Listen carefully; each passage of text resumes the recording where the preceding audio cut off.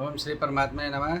मैं प्रोफेसर हरिहृदय अवस्थी अपने पूज्य गुरु जी वेदमूर्ति पंडित भगवत शरण शुक्ल जी के साथ में आप सभी का अपने channel Awasthi's Ayurveda anatomy yoga and spirituality पर हार्दिक स्वागत करता हूं। हम लोग गीता के 7वें अध्याय के 26वें श्लोक में हैं।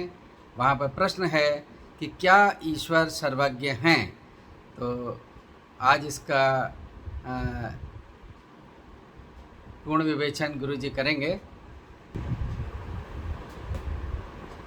शांताकारं भुजगशयनं पद्मनाभं सुरेशं विश्वाधारं गगनसदृशं मेघवर्णं शुभांगं लक्ष्मीकान्तं कमलनयनं योगिभिर्ध्यानगम्यं वन्दे विष्णुं भवभयहरं सर्वलोकैकनाथं।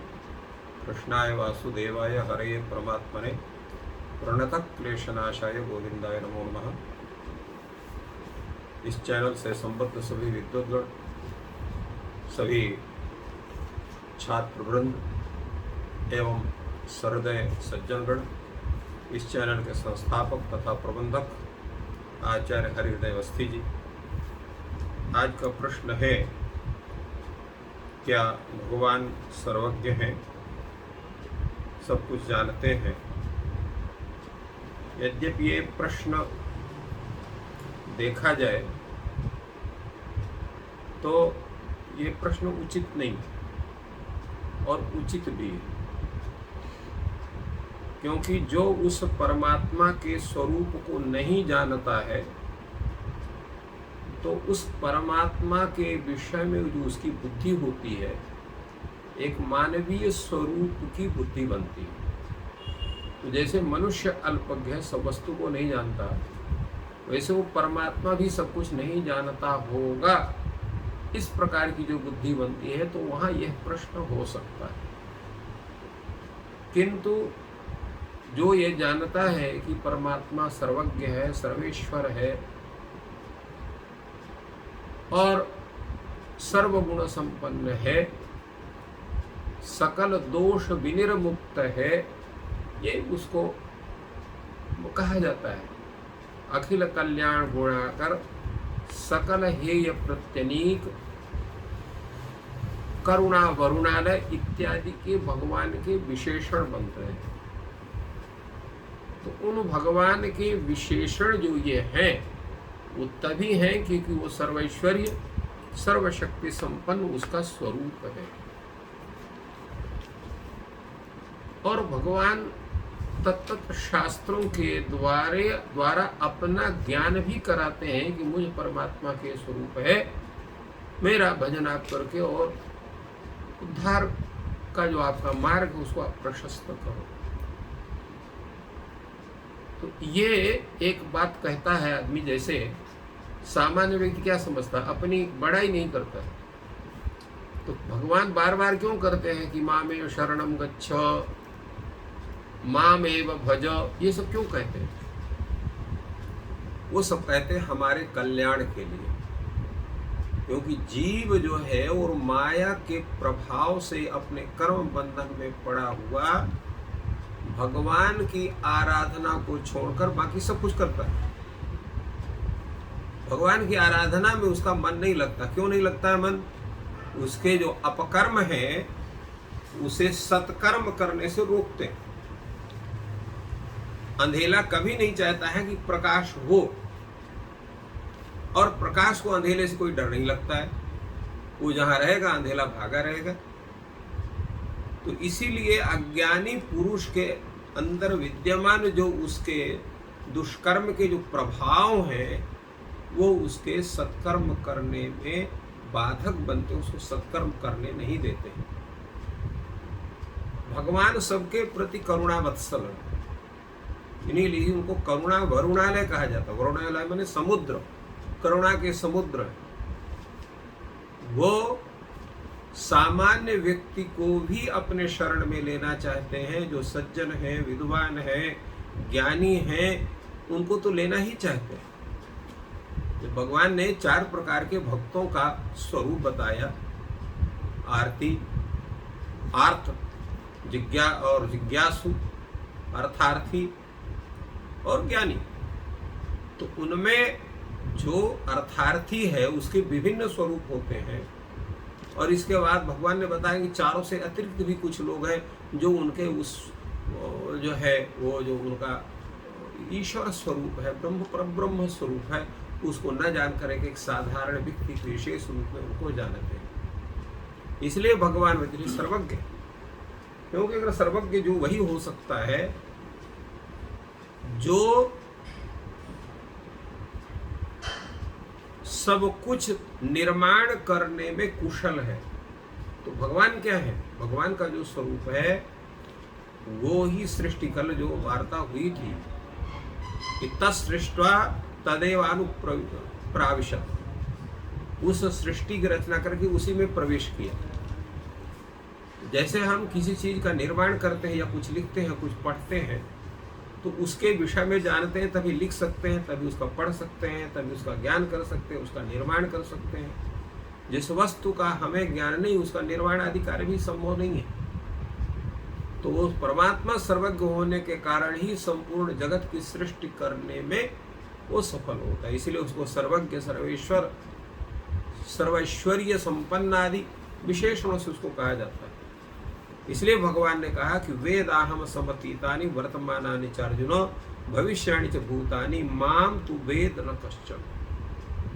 भगवान कहते हैं अहम समतीतानि वर्तमानि भविष्याणि भूतानि च वेद। मैं जो सब व्यतीत हो गया वो संपूर्ण को जानता हूं। तात्पर्य क्या है कि सृष्टि के आरंभ से और सृष्टि के आरंभ से पूर्व भी जो घटना घटित हुई है, उन संपूर्ण घटनाओं का, संपूर्ण व्यवस्था का ज्ञान उस परमात्मा को। तो समतीतानि अहम वेद वर्तमानानि च अहम वेद। वर्तमान चल रहा है तो वर्तमान को तो प्राय सभी जानते हैं, परंतु वर्तमान भी लोग नहीं जानते। हम अपने आंखों से अपने संपूर्ण शरीर का निरीक्षण नहीं कर सकते, अपने चेहरे तक को नहीं देख सकते। चेहरे को देखने के लिए भी हमको दर्पण की आवश्यकता होती है, और पीठ तो बिल्कुल नहीं देख सकते, दर्पण से भी नहीं देख सकते। तो देखिए हमारा सामर्थ्य क्या है। एक व्यक्ति का सामर्थ्य इतना है कि वो अपने शरीर को भी नहीं देख सकता, तो अन्य वस्तुओं को कैसे जानेगा। परमात्मा के ऐसा स्वरूप है कि संपूर्ण विश्व का सृष्टा होने के कारण संपूर्ण विश्व के वो भूत को भी जानता है, वर्तमान को भी जानता है, भविष्य को भी जानता है। इसलिए कहता है अहम समितीतानि भूतानि वेद वर्तमानानि च वेद। वर्तमान को भी जानता है, भविष्याणि च अहम वेद, भविष्य को भी मैं जानता हूं। और भूतानि माम तु कश्चन न विभो, जितने भी प्राणी हैं कोई भी प्राणी मुझको नहीं जानता है। अब यहाँ पर लगता है भगवान का वाक्य सही है कि गलत है, इस पर भी विचार करना आवश्यक। अभी भगवान ने पूर्व में कहा कि ज्ञानी जो है मेरा आत्मा है और ज्ञानी ही मुझको अच्छी तरह से जानता है, और यहाँ कहते हैं कि माम कश्चन न वेद। तो ये बदतो व्याघात दोष हो रहा है, कोई भी नहीं जानता। तो कोई भी नहीं जानता का मतलब क्या हुआ? कोई भी नहीं जानता का मतलब यही है जिसने शास्त्रादि का अध्ययन नहीं किया है, जिसकी बुद्धि पूर्ण रूप से सात्विक नहीं हुई है, जो परमात्मा के प्रति पूर्ण समर्पित नहीं है, जो भगवान की भक्ति नहीं किया है, भगवान के ज्ञान करने के लिए किसी उच्च गुरुजन के समीप में बैठ करके और साधना नहीं की है, वो परमात्मा के स्वरूप को नहीं जान सकता। कश्चन का तात्पर्य है जो एक सामान्य व्यक्ति, ऐसा सामान्य व्यक्ति, भक्ति रहित, श्रद्धा रहित ऐसा जो व्यक्ति है, उस परमात्मा के स्वरूप का साक्षात्कार नहीं कर सकता। उसको साक्षात्कार करने के लिए वो योग्यता अपने अंदर पैदा करनी पड़ेगी, तभी वो उसका ज्ञान कर सकता है, उसको जान कर सकता है। तो इसीलिए भगवान ने कहा कि मैं जो है जितना भी व्यतीत हुआ है, जितना भी वर्तमान है, जितना भी भविष्य है, वो सब मैं उन प्राणियों के भूत भविष्य वर्तमान को जानता हूँ। इस विश्व के भूत भविष्य वर्तमान को जानता हूँ, संपूर्ण सृष्टि के प्रक्रिया को जानता हूँ, क्योंकि संपूर्ण सृष्टि का जो संरचना स्वरूप है वो मेरे द्वारा ही संपन्न हुआ है। किंतु अन्य लोग जो है वो मेरे स्वरूप को नहीं जानते हैं। अन्य लोग का तात्पर्य यही है जो श्रद्धा भक्ति रहित है, जो ज्ञान रहित है, जिसने साधना नहीं की है। तो ऐसा जो व्यक्ति है, इस तरह के कोई व्यक्ति मुझको नहीं जान सकते हैं, ये भगवान ने कहा। और इस तरह से भगवान ने मार्ग प्रशस्त किया हम लोगों का कि अगर मुझे जानना है तो जो प्रक्रिया है उस साधना की, उस साधना की प्रक्रिया को आपको पूरा करना होगा। बहुत उत्तम विवेचन गुरु जी ने किया कि ईश्वर को अगर जानना है तो किसी न किसी गुरु के माध्यम से उनको जाना जा सकता है। और ये चैनल आपको पसंद आ रहा है तो कृपया सब्सक्राइब करें, अपने मित्रों से शेयर करें।